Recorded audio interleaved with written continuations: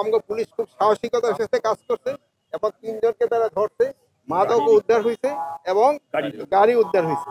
এবং যে পুলিশ যে সাহসিকতার কাজ করছে, দেখেন নিজেদের তারা জীবন বাজি রেখা মাদককে নিয়ন্ত্রণ করার তারা চেষ্টা করছে। যে গতকালকে আমাদের একটা ইনফরমেশন ছিল যে চিটাগং থেকে একটা এরকম গাড়ি আসতেছে যাদের ভিতরে ইয়াবা আছে। তো এটা আমাদের ডিবির সাথে ইন্টারসেপ্ট হয়েছে সেই বগিরাপুলের মোড় ইন্টারসেপ্ট হওয়ার পরে আমরা এখানে ধাওয়া করি প্রায় 500-600 গজ পর্যন্ত ধাওয়া করা হয়। ধাওয়া করার পরে একজনে গুলি করতে করতে যাইতেছিল, কিন্তু আমরা 3 জন আসামিকে ধরে ফেলছি। গাড়িটা আমরা উদ্ধার করতে পারছি এবং 9000 ইয়োবা আমরা উদ্ধার করতে পেরেছি। এবং আমাদের যে 3 জন আমাদের আহত হয়েছে, আমাদের একজন এএসপি উনি অল্প একটু আহত হয়েছিল, হাতে এই অপারেশনটা লিড করছে। প্লাস আমাদের আরো 2 জন, একজন এএসআই আর একজন কনস্টেবল যে আহত হয়েছে তার পায়ের গুলি লাগছে, ওইটা গত রাত্রে ওইটা রিমুভ করা হয়েছে।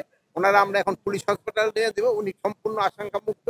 এবং আরেকজন এএসআই যে হয়েছে তারটা হয়েছে হলো অ্যাবডোমিনাল এখানে, বাট এটা আল্লাহর রহমত, যেটা অর্গানিক কোনো ইসে লাগে নাই। এই জন্য হয়তো ওনারা হয়তো 24 কি 48 ঘন্টা পরে অপারেশন করে এটা বের করে দিলে আমরা ওনারও পুলিশ হতেন। ওনারা সবাই খুব ভালো অবস্থায় আছে আল্লাহ দিলে, কারো কোনো রকমের। আর বাকি আসামি যে আছে এগুলির আমরা ধরার চেষ্টা করছি। এরা এই হসপিটালে যে 2 জন আছে সবাই আশঙ্কা মুক্ত। সুনির্দিষ্ট তথ্য দিল যে তারা ইয়াবা নিয়ে আসতে এবং ভয় ছিল যে এটা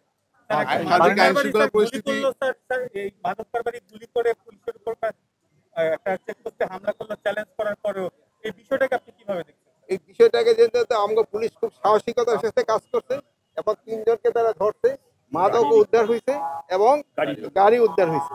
এবং যে পুলিশ যে সাহসিকতার কাজ করছে, দেখেন নিজেদের তারা জীবন বাজি রেখা মাদককে নিয়ন্ত্রণ করার তারা চেষ্টা করছে।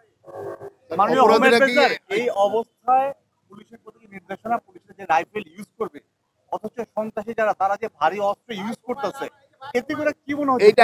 এরা কোনো সন্ত্রাসীরা কোনো ভারী অস্ত্র ইউজ করে, এটা পিস্তল ইউজ করছে। ভবিষ্যতে করলে সেই সময় আমরা আবার ভবিষ্যতের উপরে ভবিষ্যৎ করব। আপনার যে ছেলে আসবো সেই সময় দেখবেন অন্যরকম। আগে কি আপনি ড্রোন দেখছেন?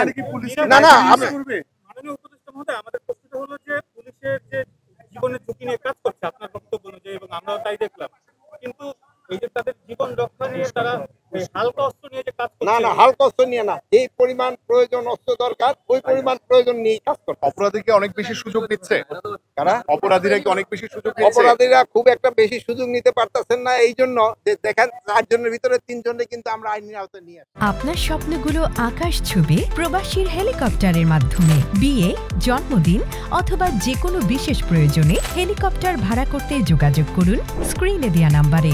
প্রবাসীর হেলিকপ্টার, নিরাপদ ও সাশ্রয়ী বাহনের বিশ্বস্ত নাম।